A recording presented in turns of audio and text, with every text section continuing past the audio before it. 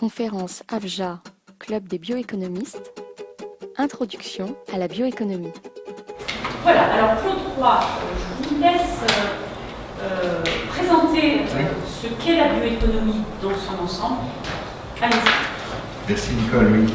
Donc je vais vous parler des fondamentaux, essayer de revenir un petit peu dans le passé et revenir aux bases, aux sources. Il ne faut pas oublier déjà que pendant 5000 ans, on a tous vécu de bioéconomie et toute notre civilisation a vécu là-dessus. Donc c'est pour ça qu'on avait créé ce club, à la base parce qu'on était tous bien conscients qu'il y avait des défis critiques pour ce siècle.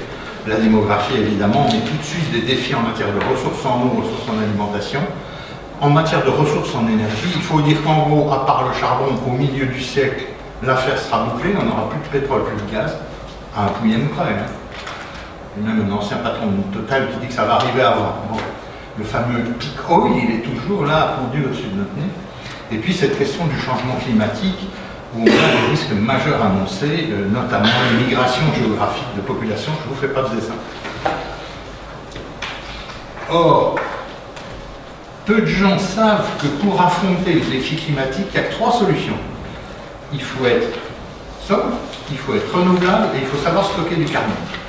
Or, ces 3 voies-là, ces 3 seules solutions, il y a la bioéconomie qui peut les remplir toutes les 3 en même temps. C'est la seule économie au monde qui soit à la fois sobre, renouvelable et capable de stocker du carbone. Il n'y en a pas d'autre. Donc on s'est dit qu'il fallait cibler. Sobre, c'est... Sobre, c'est-à-dire... Faire des économies d'énergie. Consommant peu d'énergie. Je vous en donne un exemple. Si vous voulez, pour fabriquer une poutre, si je la fais en bois, ça me coûte 1 en énergie. Si je la fais en acier, ça coûte 30. Si je la fais en béton, ça coûte 9 en énergie. C'est-à-dire que je fais des choses qui sont très sobres en énergie grise, comme on dit, en consommation d'énergie. Je suis dans la sobriété. Alors évidemment, on a des soucis à faire aussi en matière de sobriété dans les domaines de la production agricole et même de la production forestière. Notez que l'entête de notre livre et la devise du club, c'est productivité, sobriété, diversité. C'est les 3 mots-clés du futur. Nous devons être productifs parce qu'à 10 milliards, on ne peut pas ne pas être productif, à 10 milliards d'habitants. Nous devons être sobres parce qu'on ne peut pas se permettre de gaspiller nos ressources, y compris celles qui servent à fabriquer les intrants, par exemple, ou l'eau, ou les sols. Et puis nous devons être en diversité parce que ma grand-mère disait toujours qu'il ne fallait pas mettre tous ses œufs dans le même panier, et j'en suis profondément convaincu. Et je pense qu'en matière de grande culture agricole, de grande culture forestière, nous devons parer les dangers en étant le plus possible en diversité.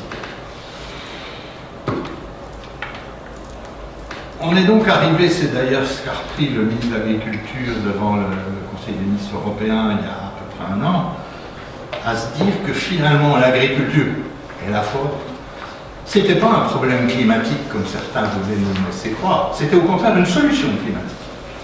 C'est pas un problème. L'agriculture n'a jamais aggravé le système climatique, au contraire. Par contre, elle contribue à l'enrichir et à l'atténuer en permanence, ne serait-ce qu'à cause d'un truc merveilleux qui a été inventé par l'évolution, qui s'appelle la photosynthèse. Il faut voir que la photosynthèse est née il y a 4,2 milliards d'années dans les cyanobactéries. Ça a été la première qualité biologique qui est apparue sur Terre après la création de l'homme. Donc on a une agriculture qui a une vertu climatique. Encore fallait-il le faire savoir. C'est ce qu'on a réussi, je crois, à l'Excel en France, à faire passer à COP21, cette idée qu'avant de dégager des gaz à effet de serre, l'agriculture et la forêt en absorbaient considérablement avec les océans, avec les coraux, avec les sols, par le système de la photosynthèse et de la bioséquestration. Ce qui fait d'ailleurs que si on comptait les systèmes de la photosynthèse et de la bioséquestration, l'agriculture ne ferait plus 20% des émissions de gaz à effet de serre, comme certains disent, mais probablement beaucoup moins de la moitié. Beaucoup moins de la moitié. On n'a jamais compté jusqu'à présent le stockage et la séquestration. Ce sujet a été posé à la conférence de Paris et a pris quand même une certaine véracité à la fois scientifique grâce au GIEC et même diplomatique grâce à l'accord des parties. Il faut dire qu'il y a quelque chose qui nous a beaucoup aidé dans les négociations du GIEC, c'est que beaucoup de pays se sont rendus compte qu'il fallait aussi faire manger les hommes. Et que c'était bien de lutter contre le climat, mais il fallait en même temps lutter contre la famine et lutter contre les risques d'appauvrissement de la planète. Ce qui fait que d'un débat sur le seul climat, COP21 est devenu un débat conjugué sur le climat et l'alimentation. Et du coup, l'agriculture a repris ses lettres de noblesse. Une agriculture productive, sobre, diversifiée. Et la bioéconomie aussi a repris ses lettres de noblesse parce qu'on s'est aperçu qu'en stockant du carbone et en substituant du carbone fossile, on gagnait des montants considérables d'émissions. Pour vous donner un exemple, si vous voulez, la bioéconomie en France fait 20% des émissions françaises de gaz à effet de serre tout compris. Voilà. Donc c'est pas de la blague. 10% des terres agricoles, 20% des émissions substituées. Après, il faut expliquer ce que c'est que cette bioéconomie. C'est là que ça se complique. C'est 3 grands types de bioressources. Les ressources d'agriculture, les ressources de la forêt et du bois, les ressources des déchets, des biodéchets. Et c'est 8 grands marchés. 8 grands marchés derrière.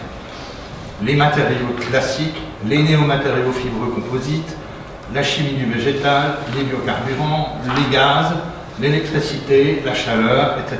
etc. Et j'ai oublié l'alimentation, bien entendu, et les biofertilisants, ce qu'on appelle les composts, les engrais, les engrais organiques, etc. Ça veut dire qu'elle est partout. Elle a toujours été présente dans notre histoire et elle est partout dans ce qui se présente à nous. En cela, elle est considérablement plus délicate et plus complexe à manœuvrer qu'une éolienne ou qu'un panneau solaire qui reçoit du soleil ou du vent et qui émet de l'électricité. Nous, on reçoit plein de choses et on émet encore plus de choses. Et à chaque fois, on bute sur un problème.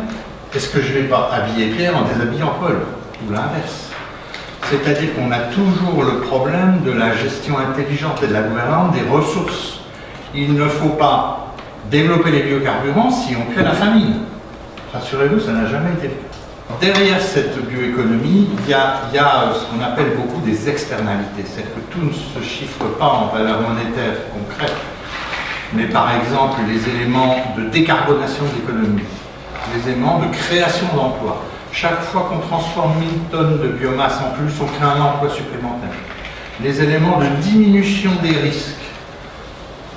Les biocarburants permettent d'éviter en France 1 milliard d'euros d'importation de pétrole chaque année, c'est-à-dire l'équivalent de 70 pétroliers Erika qui ne transitent pas sur nos côtes. C'est des risques en moins. On s'aperçoit donc que chaque fois qu'on développe la bioéconomie, on gagne sur des terrains qui ne sont pas monétarisés, des terrains qui n'ont pas de valeur. Ils coûtent de l'argent à fabriquer, mais ils ne créent pas de valeur. C'est des externalités économiques. Et ça, c'est un peu la particularité de cette bioéconomie. C'est un des enjeux politiques, peut-être des prochaines élections, mais en tractation avec les candidats, entre autres, c'est de les faire prendre en compte ces éléments, non pas pour qu'on soit payé pour ces externalités, mais simplement pour qu'on les prenne en compte dans les arbitrages publics. Voilà. Tout ça pour arriver à cette idée qu'à la fin, la question qui tue en général en bioéconomie, c'est est-ce que vous êtes compétitif? Selon l'économie classique, on n'est pas compétitif la plupart du temps, sauf un peu pour le bois énergie, un peu pour les amendements organiques.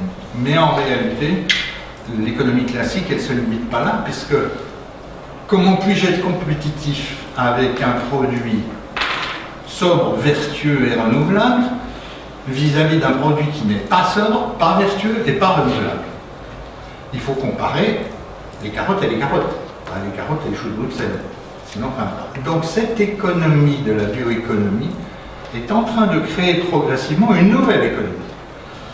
L'économie des aménités, que connaît bien Emmanuel, parce qu'il y a la question en forêt également, cette économie des aménités, qui, quand on regarde en France, s'aperçoit qu'elle n'est traitée nulle part, dans aucune université, dans aucune grande école, dans aucun laboratoire de recherche.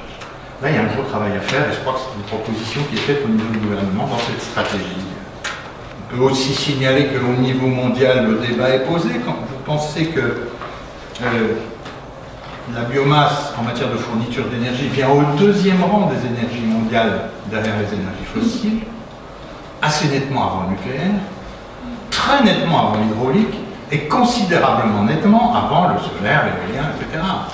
Donc la bioénergie est un fondement de l'humanité depuis Homo erectus, depuis 200 000 ans environ, le jour où l'homme a découvert le feu, mais il s'est aperçu que c'était vachement utile. Alors maintenant, ce qu'on essaie, c'est de le faire de manière un peu plus efficace, et ça marche. En France, on a une bioéconomie qui représente à peu près 5 à 6% de l'économie française. Tous les plans qui ont été dressés, type paquet énergie-climat, transition énergétique, COP21, nous amène à viser à peu près le doublement d'ici 2030, passer à 10% de l'économie française d'ici 2030, et le quadruplement d'ici 2050, c'est pareil, passer à 20%, ça sera l'objectif du facteur. Je précise qu'on est assez modeste par rapport à nos amis américains qui, eux, prévoient pratiquement le double. Ça arrive à 50% que l'économie américaine prévue en bio d'ici 2050. C'est sans l'économie alimentaire. Qui fait à elle seule. Oui, bien sûr. C'est cette bioéconomie nouvelle qui est née il y a 20 ou 30 ans, qui comprend les énergies, la chimie, les matériaux.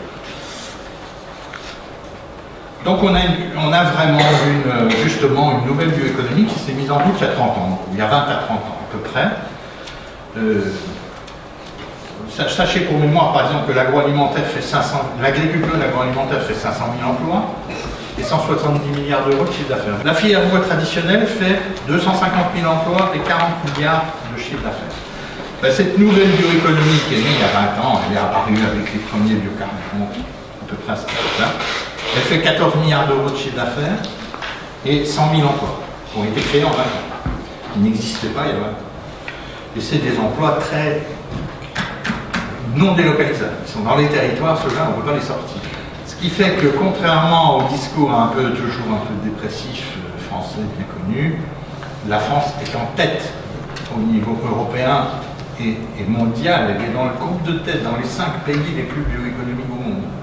Si on joue la qualité, la quantité, la différenciation, je vais pas faire plaisir à nos amis finlandais, mais eux ils mangent que du bois, alors donc c'est pas comparatif. Mais en gros, je pense que les 5 pays les plus bioéconomiques au monde, à tout point de vue, c'est le Brésil, les États-Unis, la Chine, l'Allemagne et la France. Alors si la France est 3e ou 5e, je sais pas, j'espère qu'on aura la médaille de bronze. En tout cas, on n'a pas de honte à avoir, ni en termes scientifiques, ni en termes d'originalité, ni en termes d'intégration des programmes. Là où on n'est pas très bon, c'est sur la fiabilité des politiques. On a des politiques qui sont extrêmement aléatoires. Un coup la gauche, un coup la droite. Ça change de vie, ça revient en arrière, on remet un truc. On lance les carburants de première génération, on ferme les carburants de première génération 5 ans après, en invoquant les carburants de deuxième génération qui ne sont encore pas sur le marché. On change la vie en permanence. Ça, c'est le problème des politiques françaises. Malheureusement. Je le dis franchement. Et les emplois, donc je vous l'ai dit, on a créé 100 000 emplois en 20 ans. On va encore en créer à peu près 90 000 dans les 15 ans qui viennent, toujours sur ces néophytes. Voilà. Je termine en disant que si on me demande aujourd'hui quel est le problème en dehors de cette incertitude politique qui vient aussi d'Europe d'ailleurs, qui vient aussi de Bruxelles, je pense qu'aujourd'hui le vrai problème auquel nous sommes confrontés, c'est l'inaudibilité de notre communication. On a fait une communication très techno, très business, très machin, très agriculture productive, etc. Et la société ne nous comprend pas. Pas plus d'ailleurs qu'elle ne comprend le message sur l'agriculture productive. Elle ne comprend pas. Elle ne comprend plus en gros le discours public, elle ne comprend pas très bien les discours professionnels.